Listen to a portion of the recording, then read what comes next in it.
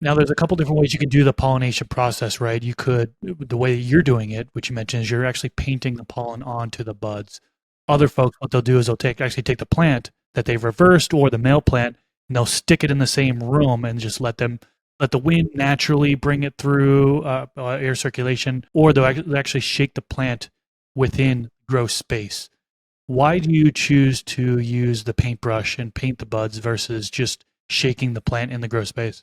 Cleanup mess that it makes whenever because I've done a couple different ways. Like there's actually videos where you see me and I take the plant and I set it on like a upside down 5 gallon bucket, and then I get a leaf blower and I stand at the back of the tent and I pretend like I was like Doc, and I'm like, all right, we got 88 gigawatts or whatever it is, and I'm blasting, or 1.21 gigawatts, and I'm blasting the fan, the leaf blower fan, right through the back of the plant.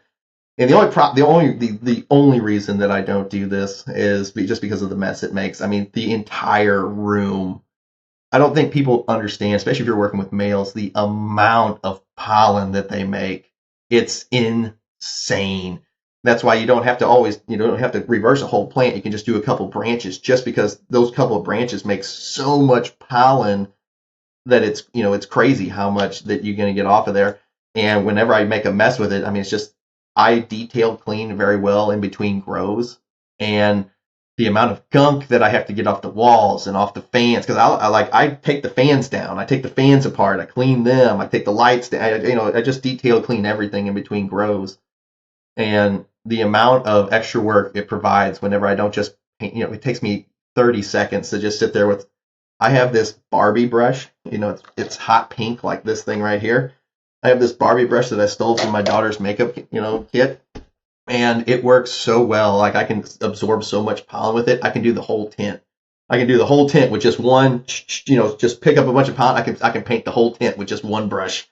And so the amount of work it saves me is the main reason that I do it with the brick, because they all work. All those methods that you mentioned, whether you just put one in, if you're going to do that, you put it in front of your fan so it blows it out towards the rest of the tent, or whether you shake the plant, all those methods, they all work just fine.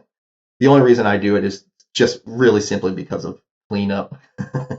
That's a good reason to do it, right? Yeah, because I got a ton of other stuff in the room, and the amount of pollen that gets everywhere in the room, and then it looks like I've been doing drywall work in there. Only it's got a slightly yellow tinted drywall, and I've just, the amount of area that I have to clean up is just ridiculous. So I like to say it was for some really cool reason, but it really just saves me work. This clip is brought to you by AC Infinity. Use discount code MrGrow at 15 to save on any of their products.